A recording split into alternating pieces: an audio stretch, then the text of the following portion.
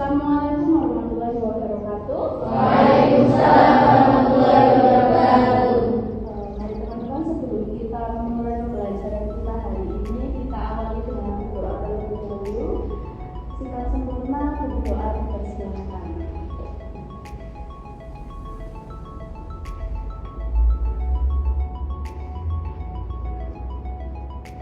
Cukup? Baik. Oke teman-teman, hari ini kita akan membahas tentang jenis data jaringan statistik. Nah, sebelum Bu Ida masuk materi hari ini, kita akan ulas terlebih dahulu materi minggu lalu. Bahwa materi minggu lalu kita membahas tentang apa itu statistik, apa itu statistika, apa itu fungsinya dan peranannya, sampai pada analisis statistik inferensial dan analisis statistik deskriptif. Nah, di mana di dalam analisis statistik inferensial dibagi menjadi apa kemarin teman-teman?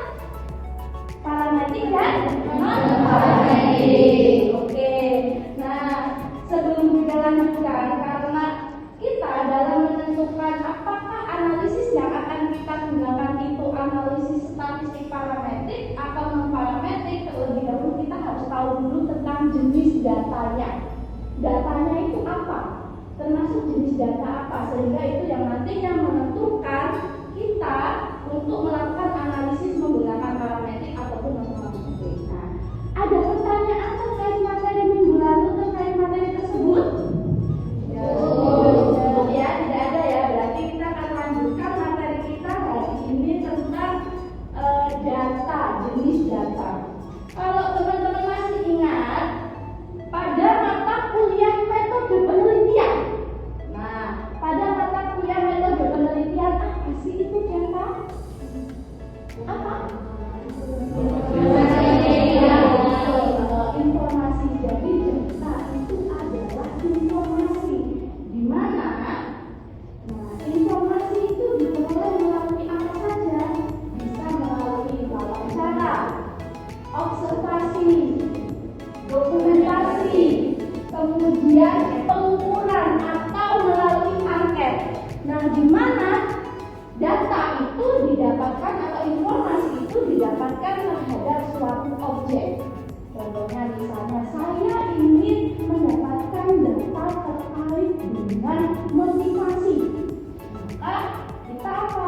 Oh, data yang kita gunakan untuk mendapatkan informasi terkait dengan motivasi bisa melalui angket ukur seperti itu. Nah, untuk mendapatkan data yang baik itu ada syaratnya teman-teman. Apa saja masih ingat? Objektif, kemudian representatif, kemudian relevan, kemudian yang terakhir apa? Sampling error kecil. Jadi di mana data yang baik itu harus objektif. Objektif itu apa yang kita lihat, apa yang ada di lapangan kita tuliskan, tidak melebih-lebihkan dan tidak ada yang kita kurangi. Seperti itu. Kemudian representatif. Representatif itu hampir sama nanti dengan sampling error kecil, bahwa di mana representatif ini data yang kita ambil harus mewakili dari populasi. Nah, nanti di pertemuan selanjutnya akan kita bahas tentang bagaimana teknik pengambilan sampel, cara menghitung sampel, cara menentukan sampel, itu akan kita bahas pertemuan selanjutnya. Kemudian relevan. Relevan itu maksudnya gini, sesuai dengan apa bidang kita. Kita mau melakukan penelitian, mau melihat data terkait motivasi siswa. Nanti kita harus cari tahu yang diambil datanya adalah siswa, bukan nanti yang diambil malah gurunya. Atau misalnya teman-teman pengen mencari motivasi di siswa kelas 10 di sekolah X, maka yang teman-teman cari di sekolah X ya, bukan di sekolah Y, misalnya seperti itu. Up to date, data yang kita dapatkan itu baru, tidak usah, jadi tidak lama. Jadi istilahnya ketika teman-teman mau mengambil data, mau melakukan penelitian, maka datanya harus data yang baru. Apalagi teman-teman dilakukan tahun 2023. Maka teman-teman harus ambil data di tahun 2023. Jadi datanya update. Nah, yang terakhir sampling error kecil. Nah, masih ingat teman-teman waktu pada saat kita mata kuliah metode penelitian di situ kita membahas sampling error kecil, misalnya dalam pengambilan sampel 1%, 5%, 10%. Nah, sebisa mungkin kita mengambil sampling error yang kecil supaya apa? Tingkat kebenarannya itu tinggi. Sampai di sini dulu yang mau ditanyakan? Oke, lanjut ya.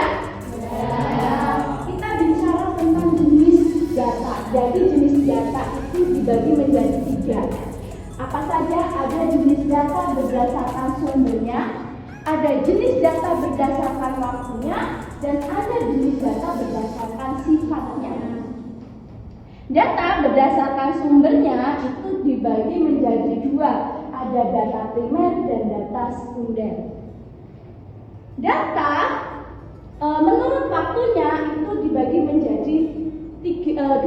Ada time series dan cross section. Kemudian data berdasarkan sifatnya itu ada kualitatif dan kuantitatif. Di sini dalam data kuantitatif itu dibagi menjadi 2 lagi. Ada data diskrit dan ada data kontinu. Data diskrit itu adalah data yang didapatkan dengan cara menghitung 1, 2, 3 bulan. Bukan kita bicara 5 buku gitu, 1 usia dihitungkan. Kalau data data kontinu itu data yang kita dapatkan dengan cara mengukur. Diukur datanya diukur. Nah, di sini bahwa data diskrit itu terdapat ada data nominal. Kemudian di sini ada data kontinu dibagi menjadi 3. Ada data ordinal, interval, dan spesial. Data keempat data ini data nominal, data ordinal, data interval, dan data rasio ini yang nantinya menentukan kita itu mau mengambil teknik analisis data dengan parametrik atau non parametrik. Karena jadi data ini saya tahu data saya adalah datanya nominal, maka saya harus menggunakan apa nanti analisisnya di sini. Nah, kita akan bahas satu persatu terkait dengan jenis data ini. Sebelumnya ada yang ditanyakan terkait dengan jenis data ini? Belum ya, ini hanya mengulas ya, ini hanya mengulas materi metode penelitian. Ada kemarin sempat beberapa materi di sini yang sudah kita bahas dalam materi metode penelitian. Baik, oke, salah satunya data nominal. Apa itu data nominal? Dibaca tolong teman-teman. Data yang diperoleh secara klasifikasi atau kategorisasi dan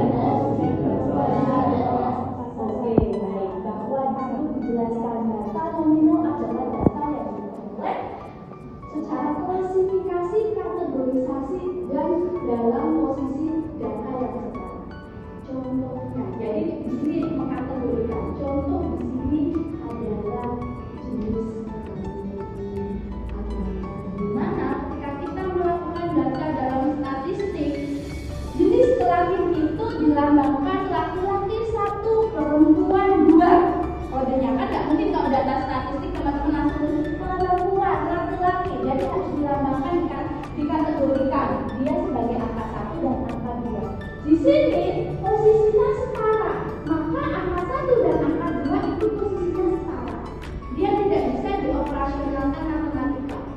Jadi dia satu ya sama dengan 2 sama dengan 1, posisinya setara, tidak ada yang lebih tinggi.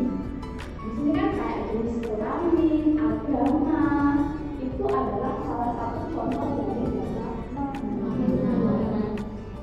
Nah, tadi sebelumnya data nominal berada di dalam jenis data kuantitatif. Bentuknya apa? Diskrit. Nah, kemudian yang kedua ada data ordinal. Apa itu data ordinal? Data yang diperoleh secara klasifikasi atau kategorisasi dan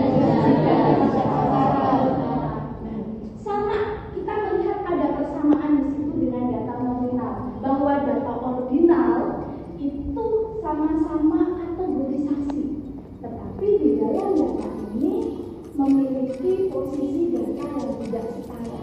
Maka yang tadi di dalam nominal 1 dan 2 itu setara. Kalau di sini 1 dan 2 itu tidak setara. 1 lebih kecil daripada 2, 2 lebih kecil daripada 3. Jadi ada datanya setara. Seperti ini. Nanti kita contohnya selanjutnya. Kemudian ada yang ketiga adalah data interval. Apa itu data interval?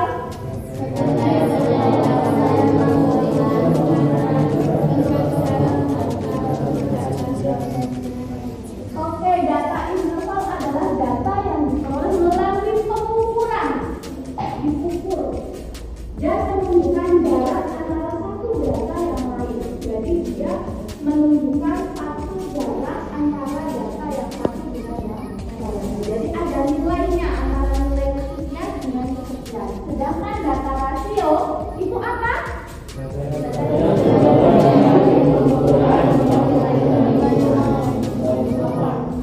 Paham nol mutlak itu apa? Kalau tadi di data interval nolnya itu adalah nol absolut. Jadi nol absolut itu adalah nol yang dimana dia itu tidak masih punya nilai. Jadi misalnya ketika kita bicara tentang suhunya valuenya 0 derajat bukan berarti 0 nggak ada suhunya, 0 bangun tentang itu ya. Tapi kalau yang 0 mutlak berarti 0 mutlak itu artinya 0 yang tidak ada, yang benar-benar tidak ada nilainya, kosong. Contohnya ketika kita bicara tentang penghasilan, kalau penghasilannya 0 berarti kan kita sama sekali nggak punya penghasilan. Bisa dipahami teman-teman? Baik, oke. Kemudian yang terakhir di sini adalah contohnya, bisa dilihat. Nah, nominal itu contohnya terkait dengan jenis kelompok agama. Kenapa agama bisa? Karena semua agama dianggap setara. Seperti itu suku, budaya itu termasuk Kemudian data ordinal di sini adalah terkait dengan peringkat. Kan tadi terkait dengan peringkat 1, peringkat 2, kelulusan itu yang tadi. Kemudian interval itu contohnya seperti apa? Nah, misalnya seperti hasil tes itu interval, kemudian suhu, waktu itu interval. Nah, dari sini kemudian data rasio itu contohnya adalah penghasilan dari sampai di sini ada yang mau ditanyakan? Baik, kalau tidak ada, coba dari apa yang tadi kita kita bahas, kita pelajari untuk mengetahui apakah teman-teman yang paham dengan apa yang kita pelajari hari ini. Untuk itu teman-teman silahkan tuliskan perbedaan antara data nominal dan data ordinal. Kelompok ini adalah perbedaan dan persamaan ordinal dan tingkat nominal. Yang sini adalah persamaan dan perbedaan dari data interval dan rasio. Seperti itu ya? Ya. Silakan tulis.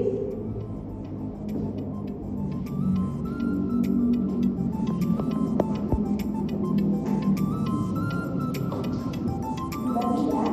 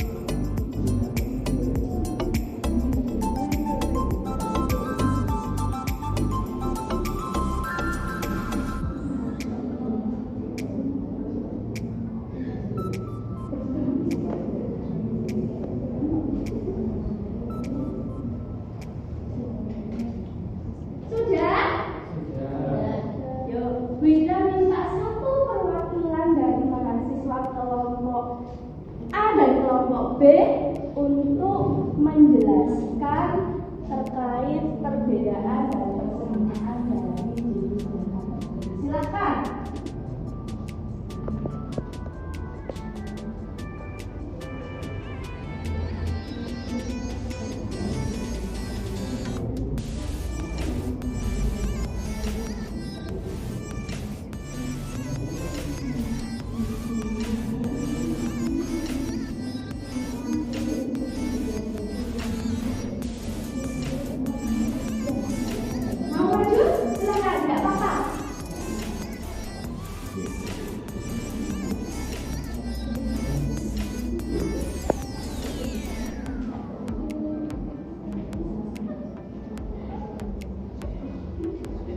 Baiklah, di sini saya akan menjelaskan tentang persamaan data nominal dan data ordinal, yaitu persamaannya yang dimana sama-sama menggunakan kategorisasi, dan perbedaan antara data ordinal dan data nominal yaitu kalau data nominal itu menggunakan data yang setara, sedangkan data ordinal itu data yang tidak setara. Terima kasih. Oke, cukup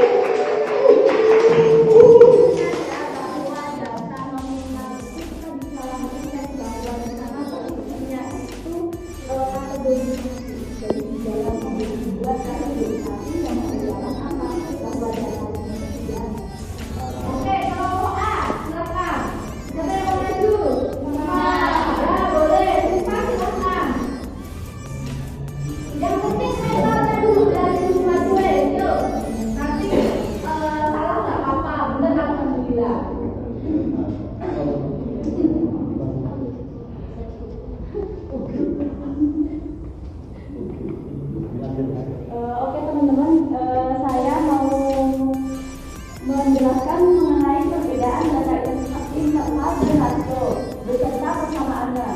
Yang pertama, perbedaan data internal dan rasio, yaitu jika data interval itu memiliki nilai 0 absolut. Contohnya ketika kita mengukur suhu badan kita, jadi 0